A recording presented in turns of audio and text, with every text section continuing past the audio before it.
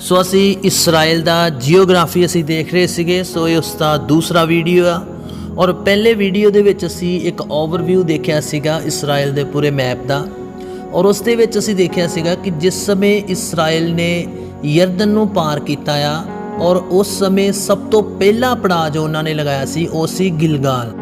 सो अज का साडा विषय होएगा गिलगाल और गिलगाल के बारे जो असी देखते हैं। सो सब तो पहली चीज़ जो है ये इसराइल का पहला पड़ाव सीगा कनान की धरती उत्ते और इस जगह के उत्ते 12 पत्थर जो आ वो खड़े किए गए जो यरदन नदी के विचों कढ़े गए सीगे।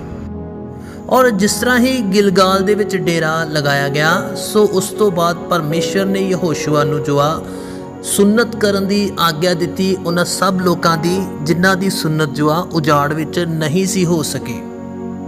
असी देखते हैं यहोशू 5 अध्याय उसका 7 वचन में लिखा, जिहड़े बाल उन्हां दे थां उठे यहोशुआ ने उन्हां दी सुन्नत कराई क्यों जो वो असुन्नति सन इसलिए कि राह दे विच उन्हां ने उन्हां दी सुन्नत नहीं कराई सी। सो जिस तरह ही उस पीढ़ी के लोगों की सुन्नत कर दी गई सो उस तो बाद परमेश्वर ने यहोशुआ नूं आख्या उस 9 वचन च यहोवा ने यहोशुआ नूं आख्या कि अज के दिन मैं तुहाडे उतों मिस्र की दूषणा रेड़ दी है तां ही वो थां अज के दिन ते गिलगाल अखवाउंदा है। सो गिलगाल जो नाम आ वो भी इसे घटना के कारण ही जो अखवाया क्योंकि गिलगाल शब्द का मतलब हुंदा आ लुढ़कना, मतलब कोई चीज़ जो साडे तो अलग हो जाती है या दूर हो जाती है। सो मिस्र की दूषणा जो आ परमेश्वर ने कहा कि वो लुढ़क गई आ, मतलब दूर कर दी गई है गुलामी की सारी दूषणा इस सुन्नत के द्वारा। सो इसलिए इस जगह का नाम उस समय तो की हो गया गिलगाल। और गिलगाल विच ही पहला पसाह का पर्व मनाया गया कनान की धरती उत्ते यरदन नूं पार करन तो बाद। सो इन्होंने यरीहो के मैदान में जो आ उस पर्व नूं मनाया जो कि गिलगाल के बिल्कुल नाल सीगा। और पर्व दे एक दिन पिछों जो आ उन्होंने उस देश की जिहड़ी पैदावार सीगी जो फसल सीगी वो भी पहली बार खाधी और जिस तरह ही वो पैदावार तो उन्होंने खाधा सो उस तो बाद प्रभु के वचन च लिखिया कि जो आकाश तो मन्ना जो इसराइल नूं मिल रहा सी उजाड़ विच एक लंबे समय तो वो भी इस दे नाल ही जो आ बंद हो जाता है। और जदों तक यहोशुआ की अगवाई दे विच इसराइल कब्जे की लड़ाई जो कनानियां दे नाल और दूसरियां कौमां दे नाल लड़दा आ उस समय तक गिलगाल ही इसराइल का सेंटर बनिया रहिंदा आ और गिलगाल तो ही वो युद्ध वास्ते निकलते सीगे और वापस गिलगाल विच ही आके वो फिर टिक जाते सी। सो ये जो वचन तुसी देख रहे हो स्क्रीन ते इन्हां सब वचनों नूं तुसी बाइबल खोल के पढ़ सकते हो। 10 अध्याय उसका 6 वचन, 10 का 9 और 15 और 43 और 14 अध्याय उसका 6 वचन। और जिस समय कनान पूरी तरह वस जाता है इसराइलियां दे कब्जे में आ जाता है उस तो बाद जो आ ये गिलगाल एक धार्मिक केंद्र जो आ बन जाता है जिस दे विच सैमुअल नबी के समय असी देखते हैं कि सैमुअल नबी इन्हां धार्मिक स्थानों ते साल विच एक विजिट जो आ जरूर करता सीगा। पहला सैमुअल 7 अध्याय उसका 16 वचन च लिखिया अते वरे दे वरे बैतेल अते गिलगाल अते मिस्फा विच फेरा करता सी। सो ये मतलब धार्मिक केंद्र सी जिन्हां विच गिलगाल भी एक धार्मिक केंद्र जो आ बन चुका सी। और उस तो बाद गिलगाल जो आ वो नबियां दी एक पाठशाला भी बन चुका सीगा जिस जगह ते नबियां दी टोलियां इकट्ठियां हुंदियां सी। और ये असी एलिया नबी और अलीशा नबी के समय विच भी देख सकते हैं। दूसरा राजा 4 अध्याय उसका 38 वचन जो असी पढ़ते हैं सो इस जगह ते लिखिया फिर अलीशा गिलगाल नूं मुड़िया अते देश विच अकाल सी अते नबियां दे पुत्र उस दे अगे बैठे हुए सन। सो गिलगाल दे विच एक नबियां दे टोलियां दा इकट्ठे होने वाली एक पाठशाला भी बन चुकी सी। और जिस समय एलिया नबी स्वर्ग में उठाए जाने वाला सी और जदों अलीशा नूं लैके निकलदा आ सो सब तो पहला दूसरा राजा दूसरा अध्याय उसका 1 वचन असीं देखते हैं तां एलिया अलीशा नाल गिलगाल तो तुरिया।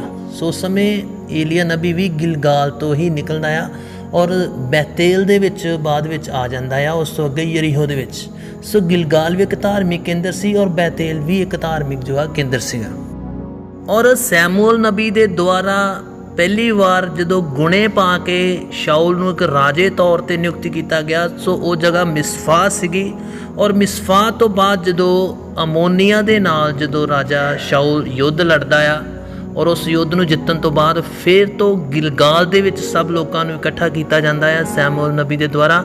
ਔਰ ਉਸ ਜਗ੍ਹਾ ਦੇ ਉੱਤੇ ਫਿਰ ਜੋ ਆ ਨਵੇਂ ਸਿਰੇ ਤੋਂ ਰਾਜਾ ਸ਼ਾਉਲ ਨੂੰ ਫਿਰ ਤੋਂ ਇੱਕ ਰਾਜਾ ਹੋਣ ਦੀ ਘੋਸ਼ਣਾ ਜੋ ਆ ਇੱਕ ਕੀਤੀ ਜਾਂਦੀ ਹੈ। ਪਰ ਜਿਸ ਸਮੇਂ ਇਹਨਾਂ ਧਾਰਮਿਕ ਸਥਾਨਾਂ ਦੇ ਉੱਤੇ ਇਸਰਾਇਲ ਜੋ ਆ ਆਰਾਧਨਾ ਵੀ ਕਰਦਾ ਆ, ਬਲੀਆਂ ਵੀ ਚੜਾਉਂਦਾ ਆ ਔਰ ਉਸ ਦੇ ਨਾਲ ਆਪਣਾ ਪਾਪਮਈ ਜੀਵਨ ਜੋ ਆ ਉਹ ਵੀ ਬਤੀਤ ਕਰਦਾ ਆ, ਮੂਰਤੀ ਪੂਜਾ ਵੀ ਕਰਦਾ ਹੈ, ਤਾਂ ਉਸ ਸਮੇਂ ਪਰਮੇਸ਼ਰ ਜੋ ਆ ਹੋਸ਼ਿਆ ਨਬੀ ਦੇ ਰਾਹੀਂ ਜੋ ਆ ਕਿਸ ਪ੍ਰਕਾਰ ਨਾਲ ਗਿਲਗਾਲ ਦਾ ਜ਼ਿਕਰ ਕਰਦਾ ਆ। ਹੋਸ਼ਿਆ 9 ਅਧਿਆਏ ਉਸ ਦਾ 15 ਵਚਨ 'ਚ ਲਿਖਿਆ, ਉਹਨਾਂ ਦੀ ਸਾਰੀ ਬੁਰਾਈ ਗਿਲਗਾਲ ਵਿੱਚ ਹੈ। ਔਰ ਇਸ ਦੇ ਨਾਲ ਹੋਸ਼ਿਆ 12 ਅਧਿਆਏ ਉਸ ਦਾ 11 ਵਚਨ ਵਿੱਚ ਲਿਖਿਆ, ਉਹ ਗਿਲਗਾਲ ਵਿੱਚ ਵਹਿੜ ਕੇ ਕੱਟਦੇ ਹਨ, ਪਰ ਉਹਨਾਂ ਦੀਆਂ ਜਗਵੇਦੀਆਂ ਖੇਤ ਦੇ ਸਿਆੜਾਂ ਉੱਤੇ ਢੇਰਾਂ ਵਰਗੀਆਂ ਹਨ।